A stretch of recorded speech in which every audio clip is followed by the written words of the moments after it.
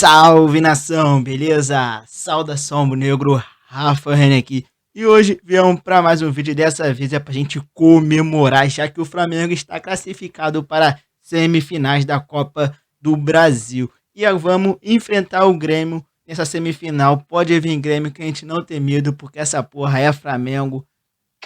E vamos passar pra final. Queria pedir para você, rapaziada, sua inscrição, o seu like para fortalecer. Estamos quase batendo a meta de 1000 inscritos, falta menos de 80. Então, aproveita e se inscreve no canal para ajudar o amigo. Tamo junto. Vamos assistir um corte da ESPN falando sobre esse jogo entre Flamengo e Atlético Paranaense, onde que foi muito polêmico, onde que tem gol anulado do Gabigol, expulsão do Gerson totalmente errada junto com o gol do Lu. E o Flamengo fez um protesto não cedendo imagem, tanto de zona mista, do Jorge Sampaoli na coletiva técnica, e nem depois do jogo. Então, vamos aproveitar e ver o corte que as comentaristas têm a dizer sobre esse jogo polêmico. E no final, nós dá aquele papo reto.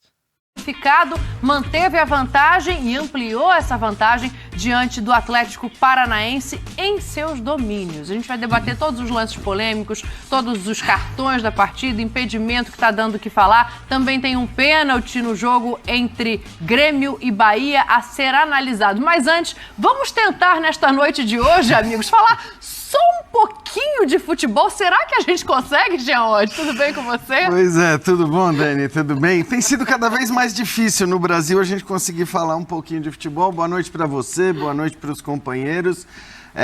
Eu acho que assim, se nós formos falar de futebol, é importante, antes de qualquer coisa, elogiar a atuação do Atlético Paranaense, elogiar o que o Furacão conseguiu fazer numa partida contra um time como o do Flamengo, né, com a qualidade que tem, com os jogadores que tem, porque foi um Atlético Paranaense que finalizou 29 vezes a gol, mas pecou demais, pecou ali, né, na última bola, às vezes no último passe, no começo do jogo, depois passou a pecar na finalização, mas de qualquer maneira não é fácil você conseguir produzir tanto como produziu o Atlético Paranaense contra o Flamengo, finalizar 29 vezes e até sofrer pouco, né? Porque eu acho que a gente fala muito, em geral, assim, quando um time começa a perder gols contra o Flamengo, ele fica desesperado. Porque você sabe que, assim, na hora H, o adversário, na primeira ou na segunda oportunidade que tiver, ele vai acabar te matando pela qualidade dos jogadores, né? Pelo que os jogadores do Flamengo são capazes de fazer. E no fim, né, no jogo de hoje especificamente, acho que o Flamengo nem produziu tanto, o gol acaba saindo dessa maneira que a gente está vendo aí, né, uma infelicidade completa do Eric, e aí acho que as coisas ficaram muito difíceis pro Furacão, que de qualquer maneira voltou jogando bem, voltou pressionando, né, criando as suas chances, mas não conseguiu fazer nenhum gol.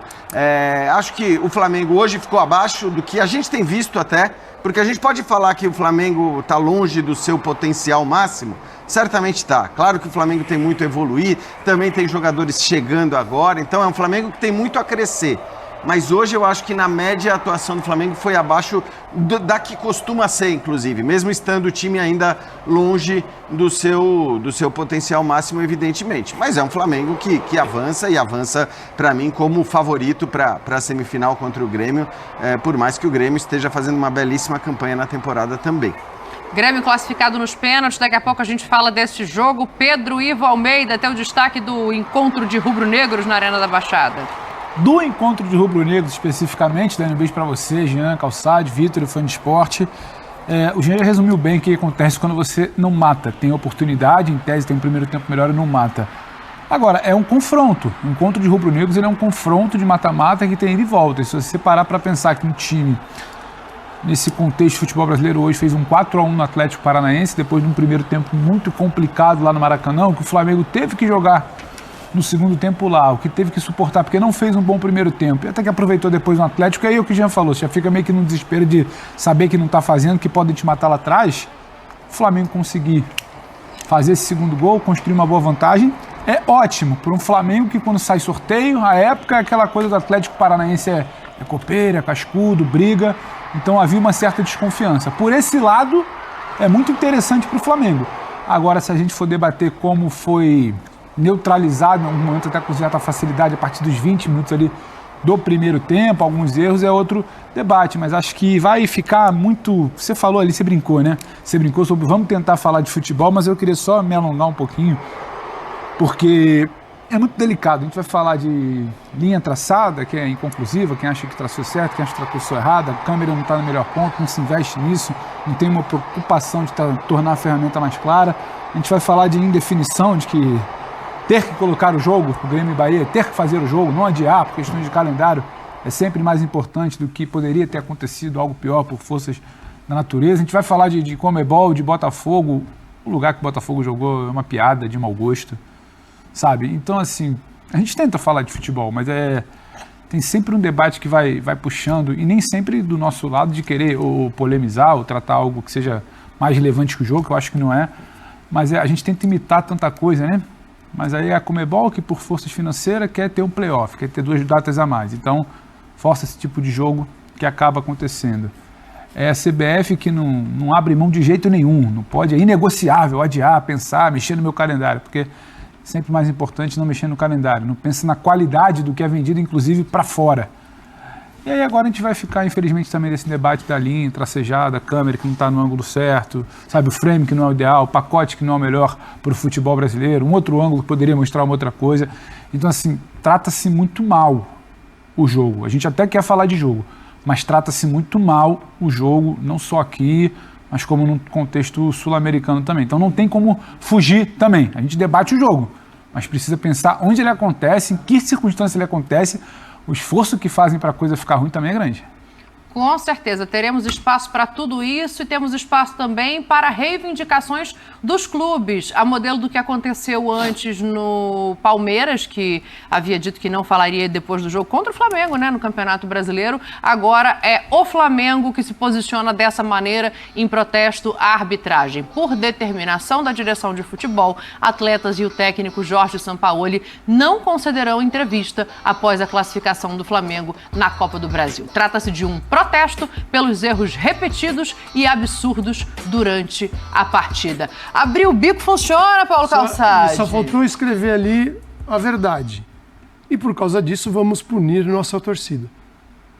Porque o linha de passe não vai sair do ar, porque o São Paulo não vai falar.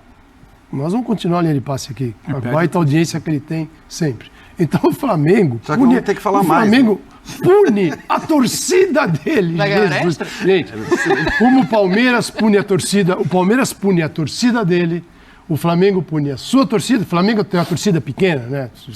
50 milhões, 40 milhões de brasileiros. O Flamengo resolveu punir a torcida. O Palmeiras também. O amadorismo deste 2023, nós estamos caminhando para um amadorismo no futebol. Por exemplo, gramados dos anos 80. Tabela dos anos 80. Cartolas de 1900. Os caras eram melhores lá. Os caras que fundaram os clubes eram bem melhores, eram os senhores tal. Então, gente, nós estamos indo para um amadorismo que a gente fala aqui em todos os programas, que é absurdo. Alguém no Flamengo não conseguiu, no auge da sua emoção, daquela pilha, pensar que eles estão punindo o torcedor deles. Porque o torcedor hoje está feliz. Ele quer ouvir o Sampaoli, ele quer ouvir o Arrascaeta, ele quer ouvir o Gabigol, que marcou 2 gols. O torcedor compra a máxima da diretoria de que é um protesto. Porque o que piora ainda mais a situação, né? Ela fica ainda pior, não é que ela fica legal, ela fica pior.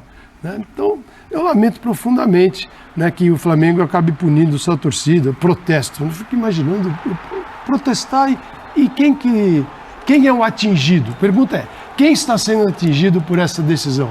A CBF? O árbitro do jogo saiu pé da vida porque o Flamengo não vai dar entrevista? Não sei. Mas deixa pra lá. É que eu estou vendo assim, a gente caminhar para um amadorismo, né, absurdo de vários clubes brasileiros. Isso está presente em vários clubes. Né? Então me preocupa um pouco, porque eu não sei onde vai. Sabe por quê? O Atlético acabou de vender Vitor Roque por uma fortuna de um preço de mercado internacional verdadeiro para valer. O Flamengo contrata jogador e vende jogador por preços incríveis de mercado internacional de quem tem força.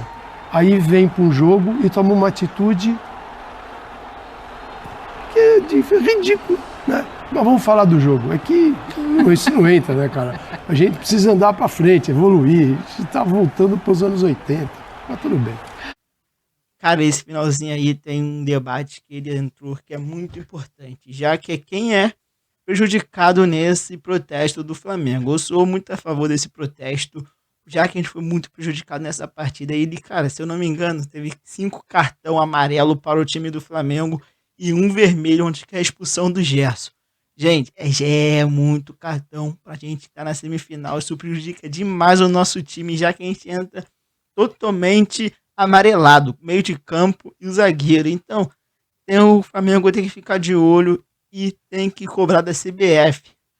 Queria pedir para você, rapaziada, a sua inscrição, o seu like, estamos quase batendo a meta de 1000 inscritos, falta apenas 80. Então, inscreve no nosso canal para dar um apoio. E vamos falar também daquele gol impedido do Gabigol, onde, no meu ver, não estava impedido, já que a linha tem que ser marcada na altura do ombro. Se você viu ali, ó, foi marcada na altura do cotovelo. O Gabigol já estava até chamando a rapaziada, porque o vídeo estava passando no telão para poder comemorar o gol. E o árbitro e o VAR anularam o gol.